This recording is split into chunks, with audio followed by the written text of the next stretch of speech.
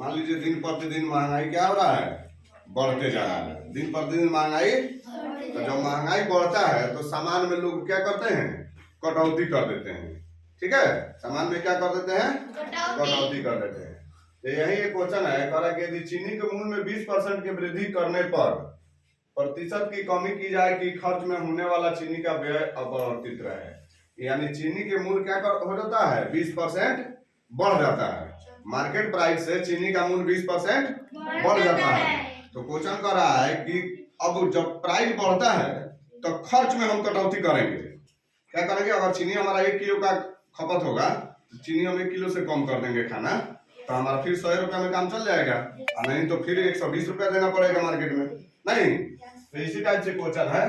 तो कह रहा है कि अगर हमारा चीनी का माना खर्च कितना है, 100 रुपया है, चीनी का हम 100 रुपया खर्च करते हैं, और 20% जब बढ़ता है तो चीनी का मूल्य हमारा कितना हो जाएगा, 100 का 20% कितना होता है, 120 हो जाता है।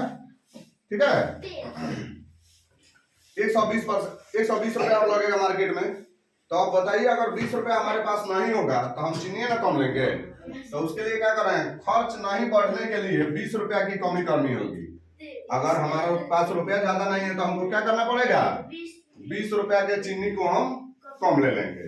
तो अब कह रहा है कि प्रतिशत कमी बराबर होता है, ठीक है, 20/120 गुने 100 हम निकाल लेंगे। यानी कितना हमारा जो बढ़ा है, बढ़ जाने पर टोटल नहीं, और जितना परसेंट बढ़ा है उसे 100 गुना करेंगे या निकाल लेंगे। तो यह हमारा 16 यानी 50/3, ये क्या होता है, 50/3% हमको कमी करना पड़ेगा। यानी चीनी में 16% के कमी करना पड़ेगा। यानी 16% का मतलब समथिंग 800 ग्राम के आसपास हो जाएगा। नहीं तो हम चीनी के क्या कर देंगे, कम कर देंगे।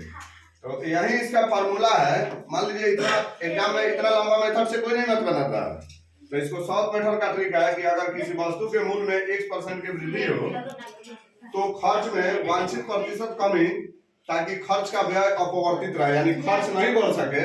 तो इसका होता है x बाई 100 प्लस x गुने 100, यानी 20 का 100 प्लस 20 गुने 100 कर देंगे। यानी फिर हमारा आंसर यही आ जाएगा कि इतना परसेंट का हमारा कमी चीनी में करना पड़ेगा ताकि हमारा खर्च ज्यादा नहीं हो सके। तो इस प्रकार से यह क्वेश्चन हम लोग बनाते हैं।